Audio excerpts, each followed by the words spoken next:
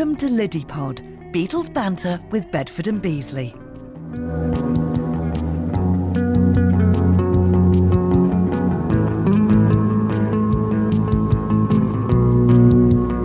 Dave, we have been together for a while, but we haven't been together in a Liddypod sense for a good while. Tell us what you've been doing. Sorry, who are you? Long see, no time. What are we? I mean, you'll know this because we both tour guide. This year, it's up March time. We sat down, we thought, well, this is going to be a quiet year. There won't be that many tours, but 23, it's going to go crazy, so let's prepare. Didn't happen that way at all because, yeah, it's just been insane, which has been a lovely problem to have. But we've been as busy this year doing tours as like 3 or 4 years ago. I mean, I know it's been the same for you, hasn't it? It has, yeah. I mean, you know, we obviously had 2020, 2021, and like you, I thought, well, 2022 will be a nice easing back into hopefully what will be the same as 2019 when we get to 2023. But this year has been incredibly busy. And from my point of view, it's been a lot of overseas visitors. Well, that's what we were saying is that, all right, maybe this year what we'll get is more UK visitors, and that'll pick up a little bit. But suddenly, just from all over the world, maybe everybody just felt, we're back, let's just go and do it. Because I know that we had a number of tours that we'd had booked in for 2020, which got postponed to 21, and then postponed to 22. And we think, oh, well, maybe they'll pick up. But I think the most welcome sight was the first cruise ships coming back up the Mersey and thinking, oh, yeah, we are actually properly back, aren't we? Yeah, you're absolutely right on that, absolutely right. And also, from a Beatles point of view, and it, you know, everything that happens in the Beatles world helps to generate business for us, with the Beatles tourists coming in. There's been quite a lot happening, hasn't there? Well, that's good. I mean, everybody's still talking about Get Back. You know, that was an absolute game changer of a documentary series, and lots to discuss from that, as we did and everybody else did. But it just puts the Beatles and their music back into everybody's thoughts. It's been like doing an 8 Days a Week came out a few years back. Again, maybe it's another generation will listen and think, that music's great. And Get Back has done that and took us a little bit behind the scenes. And I think that has just grabbed the imagination. And maybe, I don't know what you're like, but if you're forced to stay in the house, that's different to not wanting to go out. And I think we all just felt a little bit trapped and thought, somebody wants something, we've got to get out of this place. And Footloose and Fancy Free. And I've come to Liverpool, so it's been absolutely bursting at the seams, which is a wonderful, wonderful time. It has, absolutely has. And we're speaking today in late November. It's an awful day, actually, outside in Liverpool today. It's absolutely chucking it down with rain. But, you know, the visitors are still coming, and that's great, because at this time of year, naturally, it does tail off a little bit. But, you know, they are still coming in. Well, this is what we thought the rest of the year would be like. I mean, raining, that could be any time of year in Liverpool, couldn't it, really? But we thought, yeah, it'd be quiet and there'd be a couple of tours a week and that would be it. But, yeah, it's just been insane. And there's been some great stuff happening here as well. One of the big things, of course, International Beatle Week was back on a big scale, which is fabulous. And on the 27th of August, finally we got the statue for Brian Epstein unveiled in Whitechapel. And it's brilliant. Obviously done by Andy Edwards, who did the 4 Beatles statues down by the pier head. And you see Brian just opposite where his NEM shop was, about to head towards Matthew Street and the Cavern. And it's a fabulous statue. And the unveiling was huge. I mean, there's so many people there. As is usual, because we're Beatle Week, I couldn't be at the unveiling. Because what was I doing? I was doing a Beatles tour, obviously. Yeah, it was a great event, that, and you know, hats off to everyone that was involved in making that happen. It's been a long journey to make it happen, not least of which from the fundraising point of view. But it's there now. It's a great location. You know, there's poignancy to the location as well, which is great. And another Beatles step along the way. Now, Dave, when we first started doing Liddypod, we didn't say we were going to do them all at once, which is a good thing because we didn't do them all at once, but we said we were going to cover each of the 4 main houses of the 4 Beatles. We started with Ringo. We then did George. The last one was Paul. And so we're now going to talk today about John's house at Mendips in Menlo Avenue. The plan was, Dave, to keep it real, we were gonna do it from outside the house, weren't we? But if you could see the weather today, it's torrential rain, and the thought of standing out in the rain trying to do a recording was not a sort of a possible. Well, it wasn't possible, was it? Really, we just got soaked. So we're not doing it outside the house, but we are still going to talk about Mendips, which was the main house in which John lived in Liverpool. Well, we are. And yes, listeners, of course, we love you to bits. We really do. But I'm sorry, not just getting soaked. And we thought, I'll tell you what, we'll be there and we'll sit in the car and do it. And the noise of the rain on the roof of the car was horrendous. So in your mind's eye, right, pretend it's a nice sunny day and we're outside Mendips talking. Come on, look at the garden. Looks lovely, doesn't it, Paul? Yeah, and we've had lots of those sunny days this summer, but today is not one of them, I have to say. So Dave, Mendips is the one that everyone thinks about when it comes to John Lennon. But just before we talk about his time at Mendips, just take us through the story of where he lived before that. Yeah, so it really was a chaotic first 5 years for John. So, of course, when he was born, 9th October 1940, Oxford Street Maternity Hospital. First house he lived in was Newcastle Road, just off the Penny Lane roundabout. And he lived there with his mum. And of course, a lot of people say, oh, you know, Alf Lennon, his dad, ran away from John. Well, he didn't. He was in the Merchant Navy during the Second World War, crossing the Atlantic, which was slightly dangerous. Now, I don't think anybody would claim that Alf and Julia were the greatest parents in the world. Not many people are. Alf did disappear for about 18 months. Julia had no idea where he was. During the war, no money coming home, no news, assumed the worst, as you would. She had then met a soldier, Taffy Williams, had a baby girl who was born 1945, was put up for adoption, and John never met her. She then has this new relationship with John Dykins, who she meets in a pub up in Wavertree. She asks, when Alf turns up again, she asks Alf for a divorce. Alf says no. I think he was still holding out hope that they'd get back together. So Julia says, well, that's it. I want to marry John Dykins. Well, she couldn't. The controversial part for going back mid-1940s was Julia and John Dykins decide to live in sin. And that's how it was seen. And particularly that's how it was seen by Julia's father, Pop Stanley. He was sort of the last of the Victorian age. And he really is not happy with this because you've got 5-year-old John and his mum's partner sharing one bed. He said that's not right. In the end, the welfare services come out and John is removed from his mother. Well, Mimi's always told the story of, she fell in love with John when he was a baby, wasn't he wonderful? And she wanted to rescue him and stuff, which wasn't quite accurate. Actually, what happened was Pop Stanley said, right, Mimi, you've not got kids. You're taking John. Now, John had been passed around the family. He'd spent some time with Alf's brother, Sidney, and their family up in Maghull, North Liverpool. And they were even contemplating adopting John. But no, the decision was made. John was going to be placed with Mimi and her husband, George. Now, Mimi was a strict disciplinarian, not particularly maternal, didn't like younger kids. And having spoken to a couple of John's cousins when we were doing the research for the Looking for Lennon film, they were saying we weren't much use until we were getting to like 9 or 10 that we could do chores around the house. Mimi liked us then. So John is there, it's been taken from his mum, and it was decided the best thing for John was not to see very much of his mother. So he didn't for quite a number of years. That isn't exactly how it finished either, because Alf is back from sea. He speaks to Mimi. Mimi says, first of all, you need to give me some money for looking after John. We've got to sort out what's happening. This is when one of the most traumatic events of John's life happens. Alf turns up and decides to take him up to Blackpool. And they're up there for a few weeks, a little bit longer than really Mimi was expecting. What they didn't know is that Alf was working on a plan to possibly take John to New Zealand and leg it. Julia thinks John's not been around for a while. She goes up and they have this confrontation.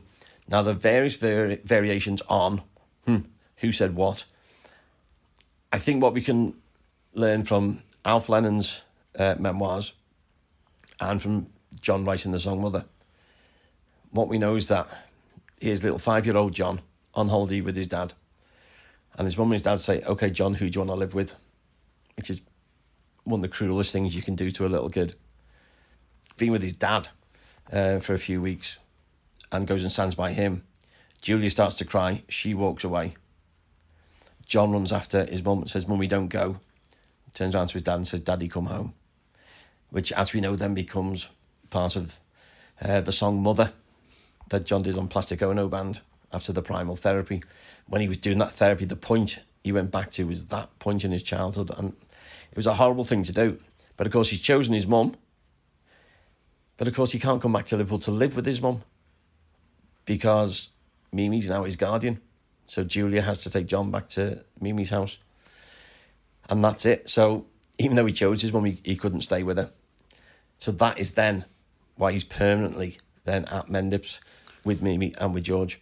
And I think it is, Dave. I mean, there's so many, potential twists and turns, potentially so many different doors that could have opened. But can you imagine if John had stayed with his dad and his dad's plan to go to New Zealand and emigrate had come to fruition? There wouldn't have been the Beatles.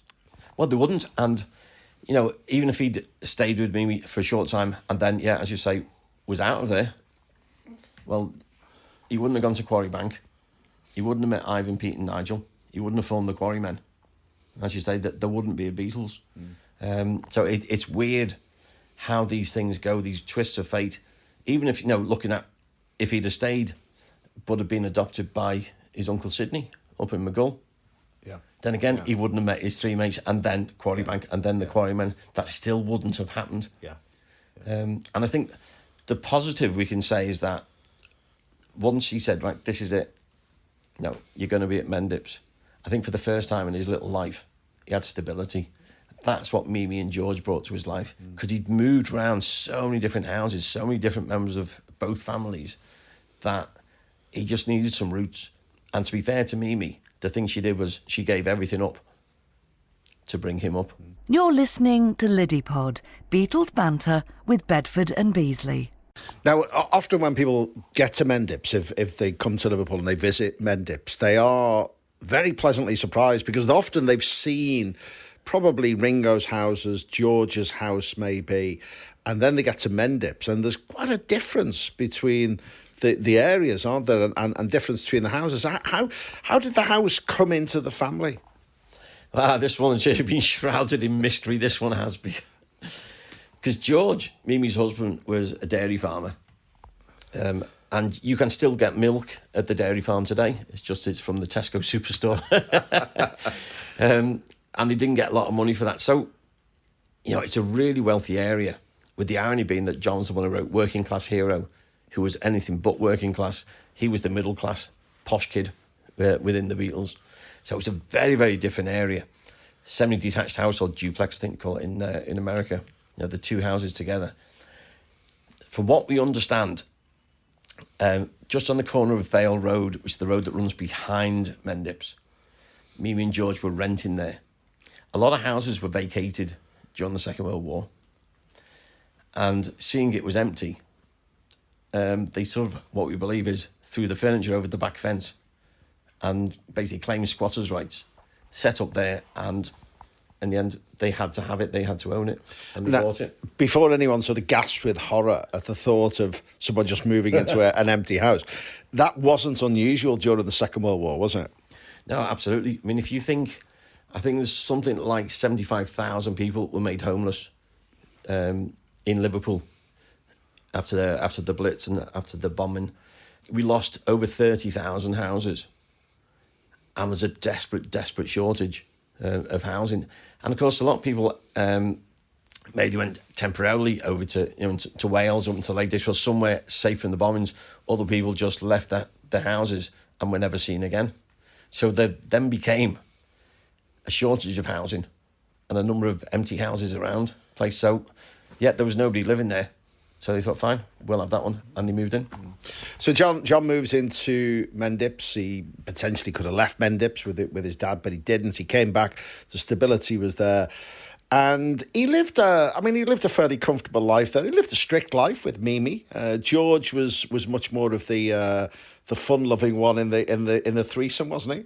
Oh, absolutely. You know, Uncle George was paternal. He wanted kids. Mimi didn't. And I think Mimi was jealous of that natural relationship that George and John had between the two of them. You know, Uncle George was the guy who would give John the cuddles. He'd kiss him goodnight. He'd teach him to read with the Liverpool Echo. He put a speaker up into his bedroom so he could listen to Radio Luxembourg and stuff. And if John was in trouble with Mimi and he'd be banned from doing whatever, George would be the one who'd like sneak him some food or do something. So they had a lovely, lovely relationship. And I think it's strange that sort of jealousy I think that Mimi had of their relationship later on is something that John was a little bit jealous of Paul with his relationship with Julian. And going around the internet, of course, over the last week, we've seen this picture that Julian's posted saying, me and Uncle Paul at the airport. They had a lovely relationship and John didn't know how to do that. He couldn't understand that. And I think that was a little bit like Mimi looking on the lovely relationship George and John had. And then having that, you know, Uncle George is the father figure in his life. And then again, it's tragedy that hits John when he's only 14, when Uncle George suddenly dies. And he was absolutely devastated. And one way we can see the effect is looking through the school records at Quarrybank. You know, in the couple of weeks after Uncle George died, because boys don't cry, boys can't talk about feelings. You know, John was getting into detention almost every day. He was getting into trouble. He didn't know how to handle grief like this. So, yeah, he was aching and he'd lost somebody so important in his life. So his mum and dad weren't in his life. And suddenly his father figure is gone. And Mimi, the one who doesn't know how to show affection, doesn't really know what to do. And I think that's one of the good scenes within Nowhere Boy is sort of, okay, John, we've got to get on with this. And, you know, yeah, boys weren't allowed to talk about feelings and stuff. It's one of these many things that got buried deep inside John. And it was such a shock to him to lose his Uncle George. And the house was the scene, or certainly the environment outside the house was the scene of more tragedy, which we'll talk about in a moment. But by this stage, he and his mum had started to rebuild something of a relationship, hadn't they, before his Uncle George died? Well, I think that became very, very important.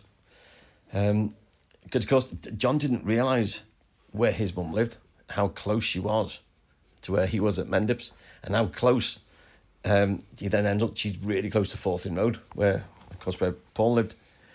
And it was his cousin Stan, who was down from Scotland on holiday coming to see them. Stan took John round to Blomfield Road, and John realises that's where his mum is, and they then reconnect. And Julia, for those short few years she's back in his life, again, we're looking, you know, the what ifs. Julia's the one who is saying, okay, so you miss a bit of school, it doesn't matter. You know, here's music. She introduces him to music. Some stuff he's listening to on the radio, but she gets the records out. She's musical, of course, herself. She can play piano, she can play banjo. She buys him his first guitar and teaches him to play banjo chords, which, of course, is the topic of conversation when John and Paul meet, because Paul can't work out what the hell John was playing on his guitar. So Julia was really, really important. And so John starts spending a lot of time there. Of course, by this time, Julia and Bobby Dykins have got their two daughters, Julia and Jackie. So John's got his two half-sisters, and they become really close. And it was nice, just a couple of weeks ago, I got to go inside Blomfield Road and to walk around it. And one of the most famous scenes that's ever talked about there is the Quarrymen rehearsing in the bathroom. And I went into the bathroom, and it's not big. So when members of the Quarrymen said, you know, some of us would be standing in the bath, you can understand why. Because that's the only place you could go. It's not a big bathroom. But just to be standing there and think, you know, they made music in here with Julia. You know, she'd join in on the banjo. and they'd be crushed into this little bathroom. So a really historic place, and important for John to get that relationship with his mum. And I think the way he would then do it is he'd have a row with Mimi. He'd go and stay with his mum. They maybe would have a row, or Bobby Dykins would get fed up. And there'd be some reason then. John would then go back to Mimi, and he played the two off against each other. And then, you know, we've got from the basis of this stable house, because if you look at Mendips, it's a solid, old-fashioned, traditional suburban property, and yet from John's point of view, it was where he was taken when he was basically passed over to his aunt and his uncle. It's where his dad come back to try and take him away. It's where his uncle George died. He then reignites his relationship with his mum, and then the big tragedy comes, doesn't it? Well, it does. And when we made Looking for Lennon, we were very fortunate that Nigel Wally, one of John's youngest friends from when they were like 5 years old, he told us the story, which made it more real, really. So we started talking to him outside Mendips, and Julia, by that time, was going around to see Mimi on a regular basis. They'd have a cup of tea and a chat. Nigel calls to see if John was there. He wasn't. John was at Julia's house. So Julia says to Nigel, yeah, you can walk down to the corner with me. So they walk down to the corner of Vale Road, a couple of 100 yards, have a quick chat, say goodnight. Nigel walks off Vale Road towards his house.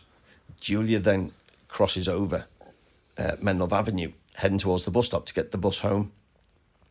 That's one of those things when we do one of the tours, and I'm just explaining, there used to be the tram tracks down the middle of Menlove Avenue, a little hedge either side of the tracks, and you pass through the first carriageway, through the hedge, across the tram tracks. As you went through the hedge onto the other carriageway, that's when the car came and hit Julia. Now, there's been so many stories. The problem is that there's only one real eyewitness, and that's Eric Clegg, who was the driver. What we do know is that he was an off-duty policeman who didn't have a full driving licence, but was driving on his own. The other thing we know is that Nigel, being 100 yards down Vale Road, heard a screech of brakes, which made him turn round. Now, if he heard a screech of brakes from that far away, the guy was probably going pretty fast. And he screeched, but it was too late. And as Nigel has turned round, all he hears is this thud and sees Julia flying through the air. He runs over, and as he said, I looked at her and I knew she was dead. Now, Nigel's, 15 years old or something like that, went to get Mimi. And, of course, they took her by ambulance to the hospital, but no, she was dead on arrival. Liddypod, Beatles banter with Bedford and Beesley. I mean, family was important to them all. They were the 5 sisters. Mimi was the eldest, Julia was second youngest. So the 4 who lived locally would get together most weekends, so the cousins would get together. So he had family around, which was good. Mimi would occasionally let his friends in, normally through the back entrance, through the kitchen. So it was a good place to be. It was a stable place to be. He had his own bedroom.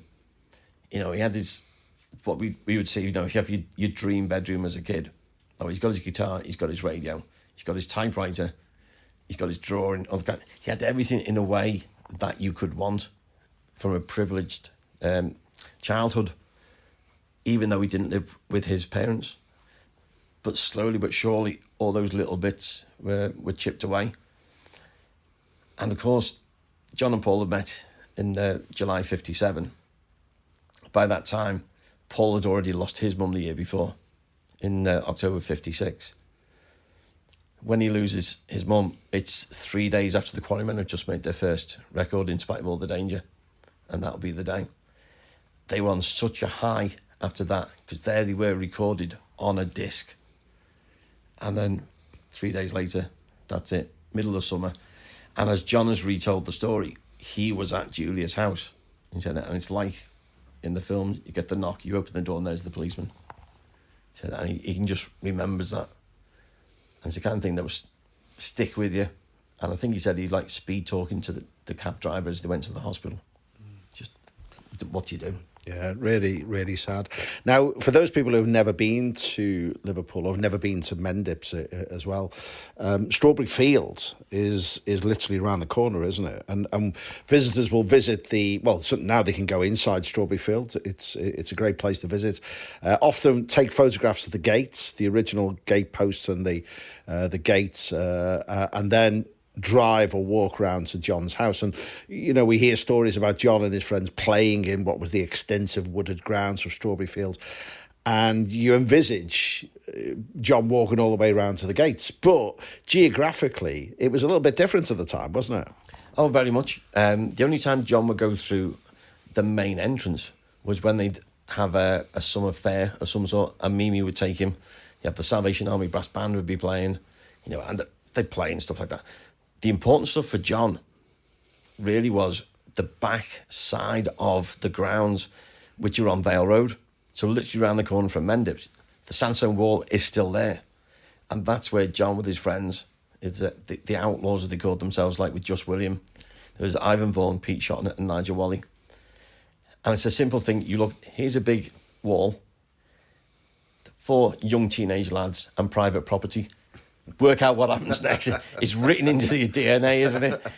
And that's what they would do. And I like taking the people there and saying, when you're on Vale Road, everything's real. Once you climb over that wall, nothing is real. That was John's imaginary playground. And that was, I think, when he wrote the song. So it's the end of 1966. He's out in Almeria in Spain, filming How I Won the War. And he was by this big house with the wall, kids playing the other side. And I think it took him back to what these days we would call his happy place. Because when he's 13 years old, he's with his three best mates. Uncle George is still alive. His mum's still alive. Stuart Sutcliffe is still alive. There's no Beatlemania. There's none of that madness. This was the time when he was carefree. I think that's what he was seeking, was that contentment, which by the mid-60s, he didn't have. And that's what he found there. And going over that wall onto private property, playing with his mates. And if you think of John's favourite books being Alice in Wonderland, which is going from one reality into the other, that's again with Strawberry Field.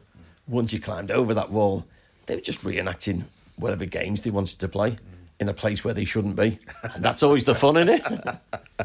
Yeah, so Strawberry Field, closer than what people think it is, really. And if you do go to Mendips or Strawberry Field, go and have a look at that wall. Go and have a look at that wall on Vale Road, literally a minute's walk away from John's front door. So John, very significant house for lots of reasons, happy and sad, Mendips.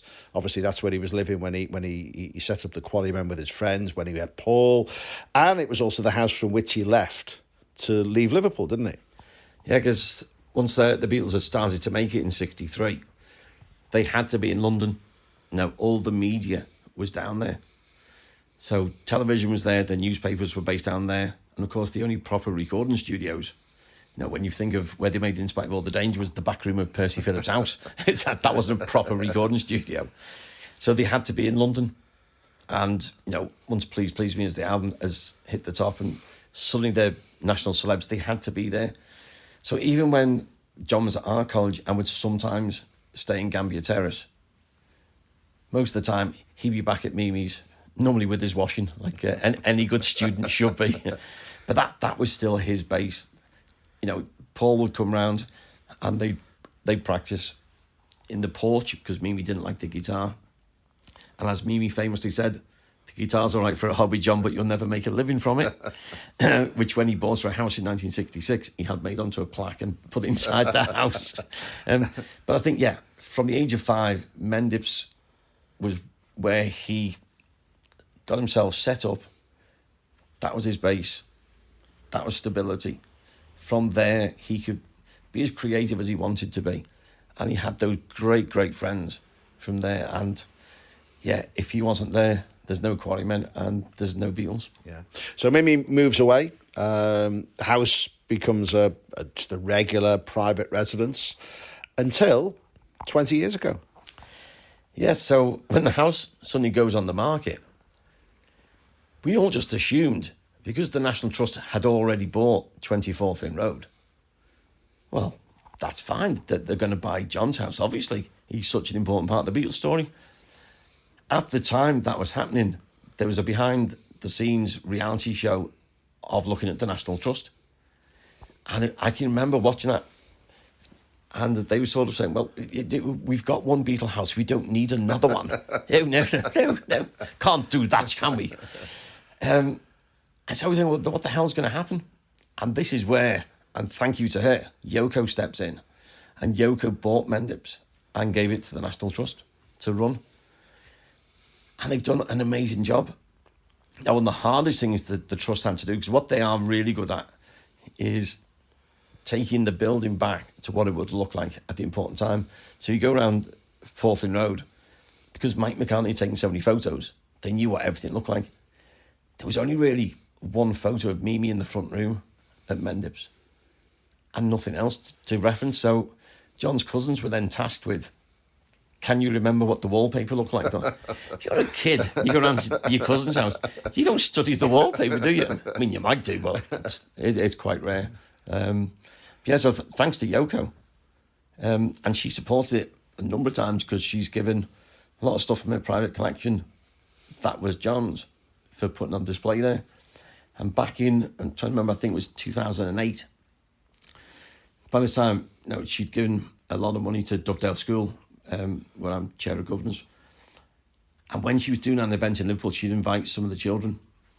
And this time, she was bringing some more of John's personal possessions over to Mendips. So she invited some of the school kids. And as chair of governors, I went up to Mendips with our head and with a number of the children. And we met Yoko inside Mendips. And she was wonderful with the children. And I'll never forget it. After all these years, you've got these children that they're all around sort of 7 or 8 years old. And she had a PA hurrying and saying, we're behind schedule. And she basically turned around and said, I'm talking to the children. Everybody else can wait. And that was like the world media. Yeah. We're waiting to see her. And she was saying, at your age, John loved his time at Dovedale. And he dreamed of doing something special. He said, you can be special like that. John proved you can do that. She was absolutely brilliant with the children and they loved it. And then, of course, she was whisked off to do the media. But she was really, really nice with them. And it's just a fantastic place to visit. And I know you must know that, with all the tours that we get to do, the National Trust tour of both houses is really special, isn't it? It really is, because of all the organisations or even private companies that could have taken over the properties, the National Trust are the obvious people, because if you're listening to this from outside the UK, if you just look up the National Trust, it's quite an academic type organisation, but they do things properly. And they are very, very careful as to what they do. They won't do something if they don't believe that that's the way the room or the house or the property looked at the time. And so you can be sure, both with Paul's house and with John's house, that they've got it as close to the actual image of the property inside and out as they would have had at the time in the 50s, which is the point at which they've chosen to re-depict it. So it is a great tour to do. What I would say to people, if they're coming to do it, do book early, because unlike most National Trust properties where you just turn up, if you're a National Trust member, you get in. If you're not, you just pay. With the two Beatles houses, you get brought in a minibus. There are only 4 tours a day. They only operate for, broadly speaking, 9 months a year. And there's 15 seats on each tour. So it's great because you have the two properties pretty much to yourself. You're not crowded in.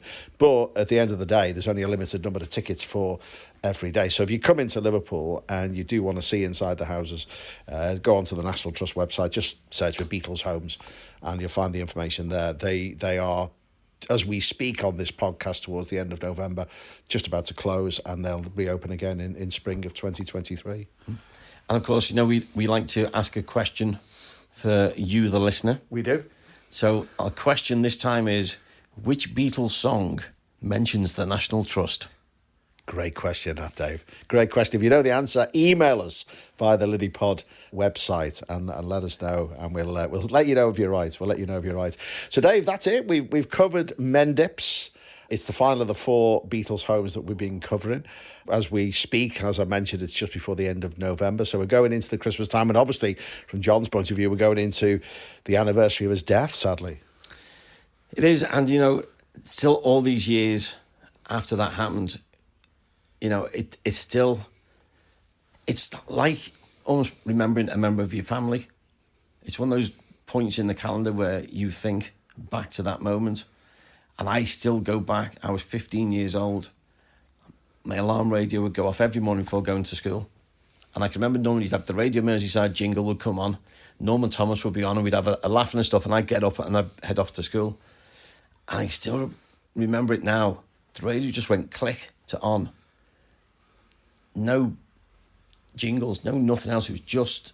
And the announcer just said, John Lennon has been killed. That's what I woke up to. And I can picture myself exactly in my bedroom listening to that. And it's weird, one of those things at the time, you almost sort of think, well, at least he was 40. Because when I was 15, 40 was really old. Yeah. And then, of course, I get to 40 and I've got 3 young kids. And you realise 40 is not old at all. And now 40, for us, is becoming a distant memory. I think it's just of what we've been robbed of. It just come back, just like starting over. It's the irony of that title.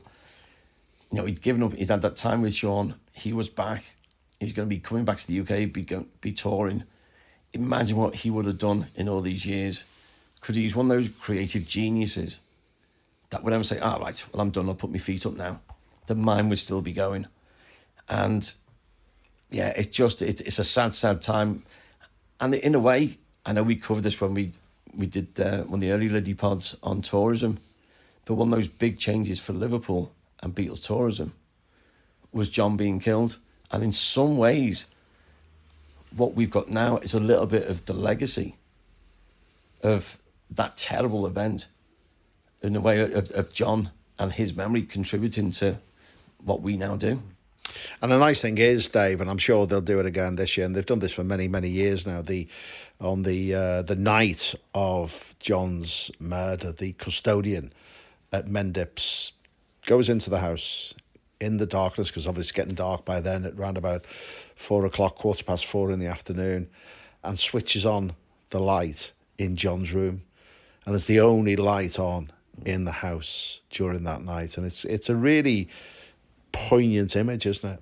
Well, it is, and that's something Yoko's always trying to do as well, is to try and have something positive. So we've had the candlelit vigils, and I know over in New York, people have always gathered at the Imagine Memorial there in Strawberry Fields, part of Central Park. Just going back to that, that initial horrible news when it came through, and all the fans gathered at St George's Plateau in town, and we've had lots of tribute concerts and stuff, is to try and take the positives of what he packed in to those 40 years is absolutely phenomenal, and more than most people pack into a whole really long life, and try and take those positives and what he stood for. Those campaigns for peace. I was only watching something earlier today, and it was John and Yoko talking about making the Plastic Ono Band album and going back to that Bed In for Peace. That was absolute genius. And as John said, people may laugh at me. I don't care, as long as we're talking about peace. And what a message to be putting out constantly. And again, when it comes to Christmas and the Christmas songs, Happy Christmas, War is Over, if you want it. There's the positives we can take from John. So I like to try and think of these positive things that John contributed to life, as we don't mention the person who did this to him, and let's celebrate the great genius that was John Lennon. And as you say, Dave, as Christmas approaches and radio stations all over the world play Christmas songs, one of those Christmas songs is going to be Happy Christmas, War is Over. And here we are in 2022, going into 2023, when that song and the lyrics of the song and the emotion behind the song is actually more relevant than it ever was. And again, that was part of that genius. Just adding those words, if you want it, that in itself is so powerful. Happy Christmas War is over. People just say, oh, yeah, whatever. But if you want it, that's the important bit. And if there's enough people in the world who get together, this is what power to the people, this is what real love, all those amazing things that John was writing about and speaking about, we can make a change. And I know we meet so many people from all corners of the world, and there's something particularly unique about Beatles fans, because it doesn't matter which country you come from, your colour, your creed, anything like that, that disappears. And some of those parts of the lyrics of Imagine there's no countries. When Beatles fans get together, none of that identity matters. There's a unity around the world with Beatles fans, which is quite unique. And again, that's something amazing that the Beatles created, and it's still having those lasting effects. And as you say, more than ever, that's what we need is an end to war. So, Dave, that's it for this episode of Liddypod. I hope you enjoyed listening to it. Do answer that question. Do you want to give the question again, Dave? That was so long ago. No. This always gets people when on the tour, and I ask them this one, and the confidence drains. So, which Beatles song mentions the National Trust?